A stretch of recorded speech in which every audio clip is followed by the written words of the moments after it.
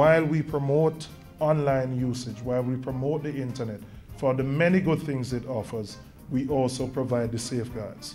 So for us, the launch of the strategy is an important milestone.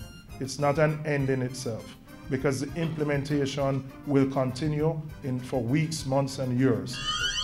Government tackling the serious issue of cyber threats.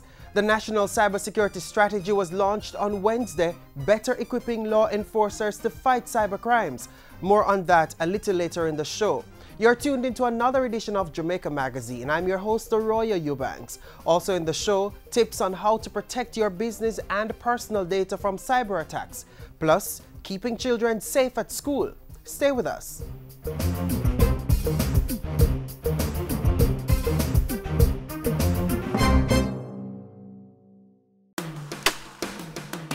Bamboo growers, companies involved in the manufacturing of bamboo products.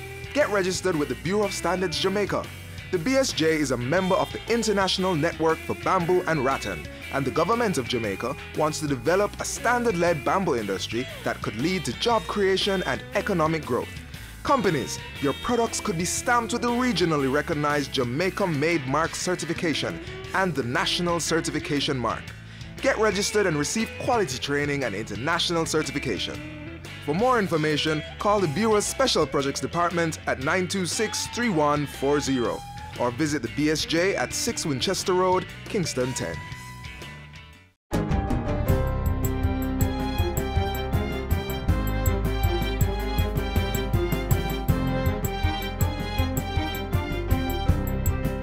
Good day, I'm Tamara McHale and this is your GIS news for Thursday, January 29. Jamaica will be pursuing more strident advocacy for international action against trafficking in children. Prime Minister Portia Simpson-Miller says this global scourge is likely to replace Jamaica's annual call at the United Nations for the lifting of the U.S. trade embargo against Cuba. Mrs. Simpson-Miller's comments follows last December's move by the U.S. to normalize relations with that Caribbean country. At the same time, Mrs. Simpson-Miller has expressed hopes that the United States Congress will support an early and total lifting of the trade embargo. We're of the view that this courageous step will ultimately contribute to peace, stability, and prosperity in the Caribbean region, in the USA, and beyond. The Prime Minister was addressing members of the U.S. Congressional Black Caucus and other members of Congress, as well as IMF and U.S. State Department representatives on Monday in Washington, D.C. She thanked the Congressional Black Caucus for their relentless and critical support in helping Jamaica secure an IMF deal and called on them to encourage more U.S. investment on the island. Meanwhile, Cuba, through its ambassador, has thanked Jamaica for its unwavering support during decades of the U.S.-imposed economic embargo on the island. A new era in the history of Cuba has been opened, and we will never forget those who joined us throughout so many years of difficulties. The Cuban ambassador to Jamaica was speaking on January 22 at a reception to mark Cuba National Day. He said Jamaica and the rest of the region would benefit from the Cuban government's continued support in the areas of sport, construction, and aid to the disabled community. Cuba will also be financing the Jamaica-based Caribbean Regional School of Art and the Center for the Treatment of Physical Disabilities for Children and Youth to be based in Guyana. In addition, we will increase in undergraduate scholarship as well as postgraduate scholarships for a specialization in medicine, inpatient intake from CARICOM State for free medical care, as well as training in disaster risk reduction and response to nature disaster.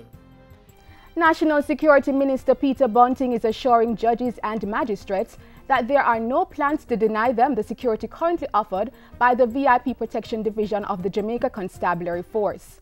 Members of the judiciary have expressed concern with the minister's statement to Parliament this week that the automatic assignment of close protection officers CPOs was being reviewed and assignments would be based on risk assessments. It's one of several measures being pursued to free up more police officers to maintain and improve on last year's double-digit reduction in all major crimes. But in a statement Wednesday, Minister Bunting said he recognized that most, if not all, judges and magistrates must qualify for CPOs on the basis of the inherent risk profile of their jobs. Police Commissioner Dr. Carl Williams also sought to assure judges of the High Command's continued commitment to their safety. I just want to advise not just the judges, but everyone in Jamaica who currently benefits from the services of a close protection officer, that no one will automatically lose their security. We will ensure that whatever we do, as we reassign personnel in the force and as we rationalize our units, that all the areas that are currently being taken care of now, all the areas that have been covered, will continue to receive good and proper coverage. Commissioner Williams was speaking on Wednesday at the Jamaica Employees Federation CEO breakfast. The Jamaican and Japanese governments are working with local farmers to develop the lucrative West Indian Sea Island cotton business in Jamaica. Agriculture Minister Derek Kelly says the development of this industry can generate $1 billion in foreign exchange earnings and 15,000 new jobs. West Indian Sea Island cotton is a crop for which there exists an established export market that is underserved, and herein lies the opportunity for us in Jamaica. To help tap into those opportunities, the Jamaica Agricultural Development Foundation recently got new equipment for crop cultivation. They were bought at a cost of $11 million, with funding from the Japanese government under its Grant Assistance for Grassroots Human Security project. I'm again very much pleased to hand over this equipment. The Jamaica Agricultural Development Foundation is aiming to have 5,000 acres of West Indian Sea Island cotton under production within the next 4 years. And finally, the Agriculture Ministry through the Banana Board will be working with banana farmers to get them certified to export at international standards. The move is part of plans to increase production to meet the export demand and is to include a traceability component. Last Friday, 4,068 kilograms of bananas were shipped to Ashanti Imports in the United Kingdom. General Manager of the Banana Board, Janet Coney, says with countries such as the United States, Canada, and other countries in the region expressing interest in the crop, the market requires new production with greater efficiency. And so in the next few months going forward, we'll be rolling out a program to intensify our production, our productivity, and our certification and standards. That is a program that will intensify in 2015-2016 fiscal year. And that's it for GIS News today. I'm Tamara McHale. Thank you for watching.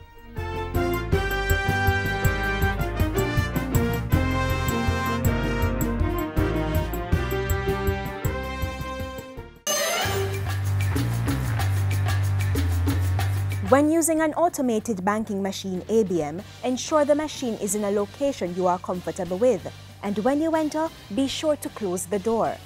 Examine the machine before you insert your debit card, and never enter your card if the machine has a suspicious device attached to it.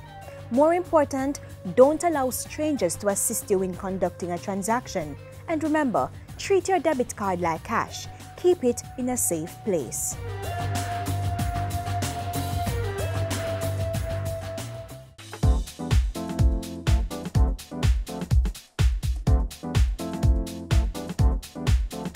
We have committed as a government to providing internet access and internet services to all Jamaicans. So through the Universal Service Fund, we already completed an e-learning project where we equipped over 200 schools with computer labs. We are currently about 90% complete in distributing 25,000 tablets to students in basic, primary, and tertiary schools across the country. We have built out over 200 community access points, which are computer labs, which are based in community centers, churches across the country. We have committed to ensuring that all Jamaicans, regardless of whether they're in the corporate area or in deep rural areas, they have access to the internet. The government itself has also taken steps within government to improve and enhance access to the internet. So in a context like that, where more and more Jamaicans are going to be online, we felt it was imperative to deal with the risks that are associated with being online, with children being online, with adults being online, with more financial and business transactions being online. So last year, in about June or July, in conjunction with the OS, who has been our main partner here, we began work on developing this cybersecurity strategy. And the strategy has 4 key components. One relates to technical measures, the second to human resource capacity, the third to public awareness, and the fourth, legislation. But we are committed to not just having a nice, pretty document, but to implementing this strategy so that as many Jamaicans as possible who are online feel safe being online, and so that we protect our critical infrastructure and assets. I think it's important because it provides a strategic framework within which we operate. We were doing a number of activities in the cybersecurity space. This underpins all the activities, places them in a context, and provides a kind of framework for how we will attack cybersecurity as a nation. We also work very closely with the police. The police has participated in a number of training programs that we have had, and we also work closely with our prosecutors in the DPP's office as well. So there's a coordinated approach with all the critical agencies to ensure that all are on board, because good laws without proper law enforcement, you won't be able to prosecute anybody.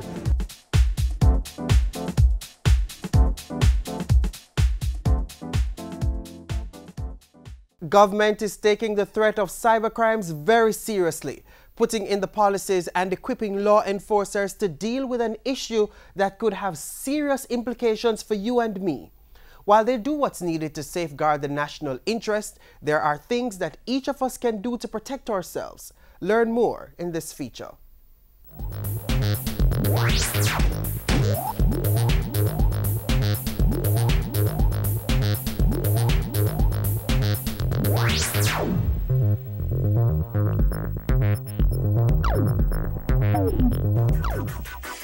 Protecting your business goes far beyond securing the physical structure. It involves more than just securing goods and other assets inside the building. In this day and information age, locking your doors and hiring security personnel alone won't cut it. If you're like most businesses today, using electronic databases, doing e-commerce, an invasion by unauthorized persons could put a temporary or permanent halt to your business.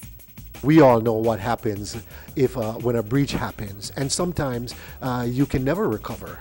It destroys life, information is compromised, or information is destroyed. Today, we're talking about software protection and providing you with the information you need to better protect sensitive data.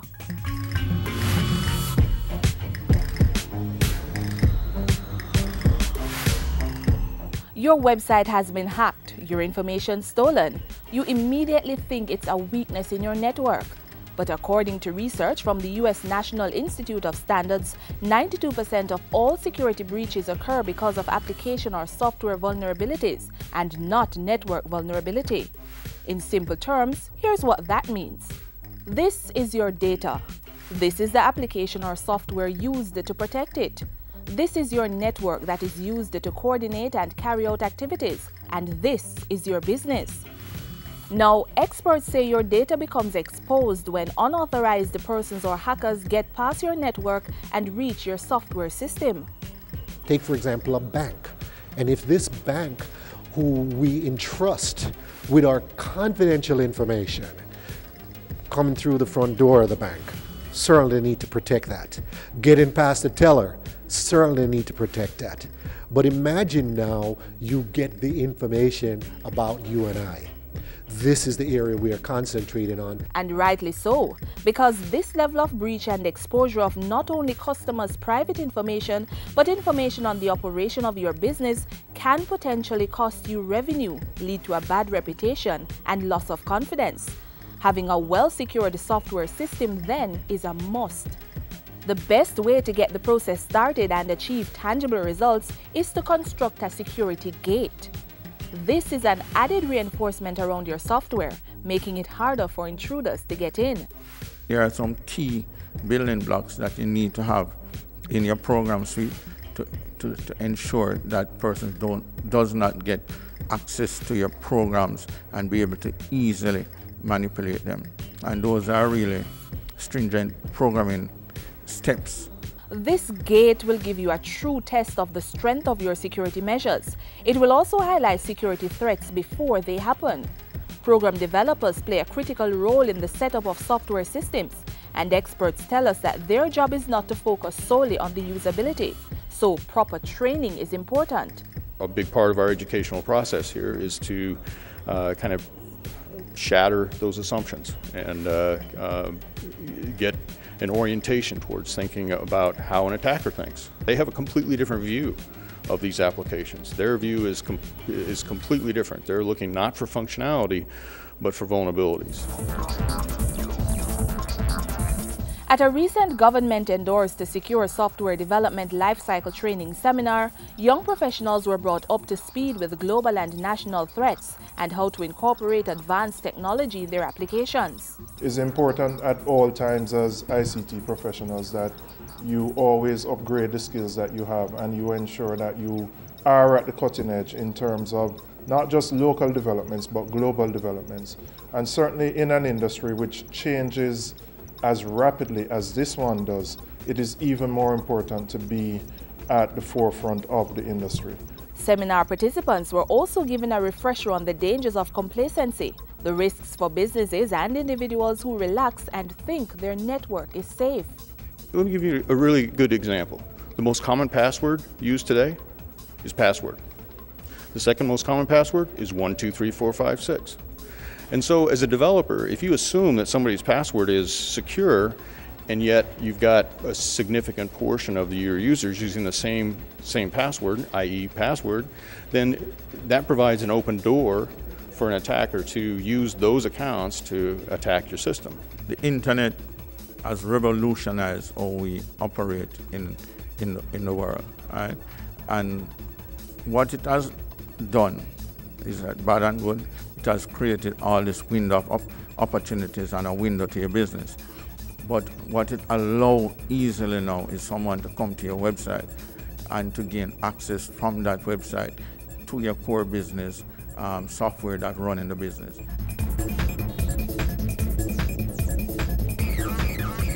And so, organizations, especially state entities, are encouraged to build an awareness among staff and their key stakeholders to build and coordinate security measures with their ICT partners. We need for persons, I said it before, that at the CEO level to understand that there are real dangers in how persons can get access to data, especially in the public sector. I mean, if you think of it, the Registrar General Department, the Passport Office, all of these agents are critical. If persons breach them, the ports, then we can have serious problems nationally. And we need to have a heightened awareness of all the possibilities of danger that is out there. With this in mind, government has taken steps to amend the Cybercrimes Act to include harsher punishment and make provisions for offenses that are similar to cybercrimes. In addition to that, we have established a cybercrimes task force, which is comprised of both government and private sector players. We are working with the International Telecoms Union to establish a cyber emergency response team. With government playing its part, it's now up to you to ensure that you constantly evaluate your software security and create a plan for long-term protection. Don't be caught napping. Get software security conscious. Protect your business.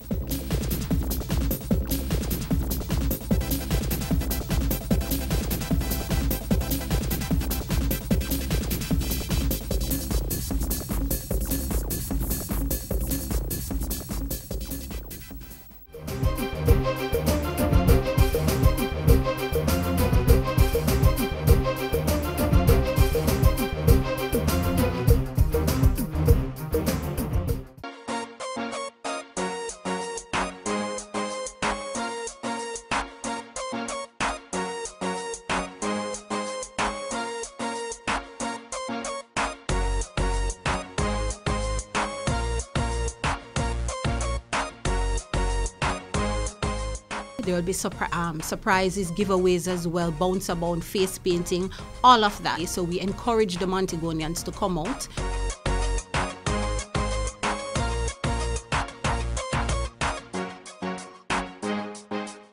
Last but not least, we close the week by having a Vibes Day.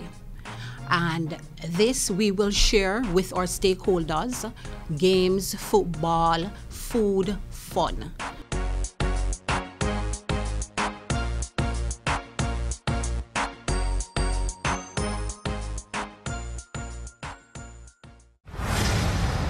Are you being promised lots of money, trips overseas, marriage, gifts, and other benefits without strings attached? What of jobs with excellent salaries but require no experience? You could become a victim of human trafficking, modern-day slavery, where you're forced to work or perform sexual favors. Remember, not everything that glitters is gold. If you or anyone you know has been a victim of human trafficking, call 811 or 1-888-PROTECT. Be wise, open your eyes, spot them, stop them. A message brought to you by the National Task Force Against Trafficking in Persons. We continue to look at security, this time the protection of our children. As you'll hear in this report, this is another issue that has been getting priority focus as government pools its resources to keep the little ones safe in school. Criminals are not born, they are formed. Often by neglect, often because of poor socialization. And the major positive environments in the formative process of our family, sometimes church, and certainly the school. And it's because of this reality why the government of Jamaica is tightening its reins on the level of security and safety within the nation's schools. In fact, it's a strategic priority. The Safe School program dates back to 2004. It was revised in 2008 and continues to be reviewed even in 2014. Under this program, safety and security policy guidelines have been implemented in 164 high schools, 111 all-age, and 86 junior high schools. This all in an effort to highlight appropriate values and attitudes expected of students, as well as to sharpen their understanding of the dead-end nature of gang involvement, as well as to reinforce positive and law-abiding behavior patterns. The work is driven by trained police personnel called school resource officers, who are strategically placed in learning institutions to maintain law and order. They are supported by deans of discipline, of which there are currently 110, with plans for more to be appointed. The Education Ministry is also working with schools to ensure all of them have a functional security and safety committee. The committees are driven by in-house and outside stakeholders, from teachers, guidance counselors, and chairmen of school boards, to officials from the Office of Disaster Preparedness and Emergency Management and the Jamaica Constabulary Force. That group would assist the school to take care of many of the challenges that do occur. The manual guides the principal of how to proceed with a lot of issues. For instance, the principal has to ensure that the school campus or the school premises is safe, and they are mandated by the policy to effect searches in the schools to search for weapons, contrabands. It is the right of any school official to appropriately search a student in order that we can forestall once and for all the carriage of dangerous weapons or any other kind of contraband in the school. School is no place for ganja, for tobacco, for liquor, for knife, let alone for gun. In terms of the number of fights, the number of weapons being found in the schools, they're on the decline. And this is as a result of the strategies that have been employed by the Ministry of Education through the Deans of Discipline, along with the other stakeholders who work in the school environment. Checks and balances are carried out by security and safety in school officers who visit schools regularly to ensure the appropriate measures are being carried out. In January 2014, Minister Ronald Thwaites tabled a paper in Parliament on a preventative initiative in schools to ameliorate Jamaica's crime problem. This resulted from an education and crime study done by the Jamaica Constabulary Force, which showed the links between the negative behavior patterns of children and their latter antisocial conduct. Some schools were identified as needing the most help under the school-wide positive behavior intervention and support program. This is not to place scores of blame on anyone. It is simply to indicate those where the greatest help is necessary. A behavior management committee was created to spearhead a range of efforts in the most affected schools. The students who principals find are difficult to maintain in class are now being subject, or will now be subject to intense counseling, to intense intermediation by professionals in order that their behavior may be properly analyzed and corrected where possible.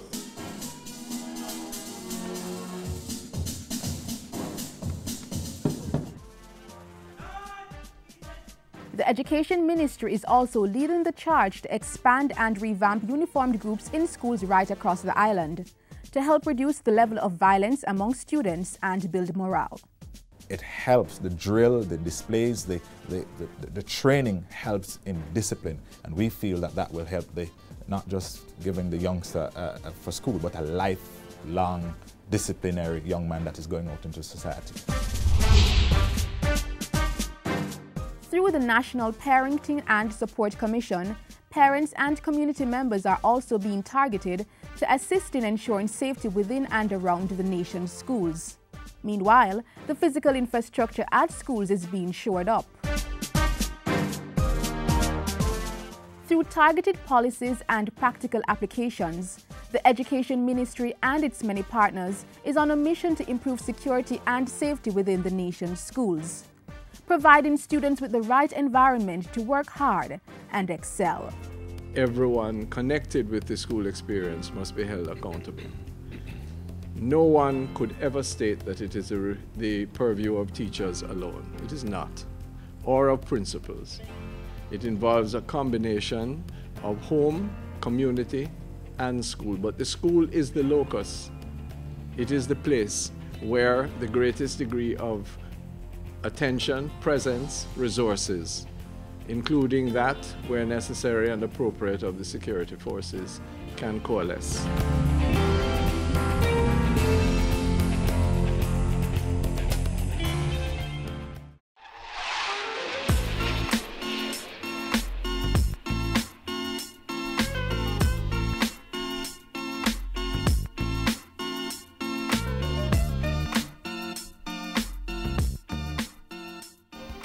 As we say so long for today, I leave you with this quote from US President Barack Obama.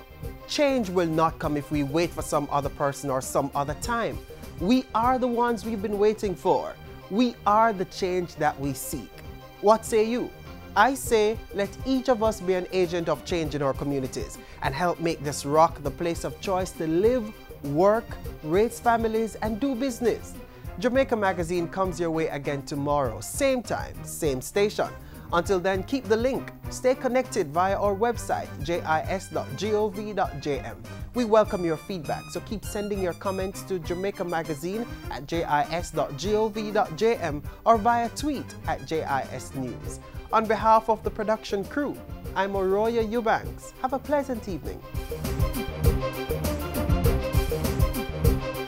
This has been a production of the Jamaica Information Service, the voice of Jamaica.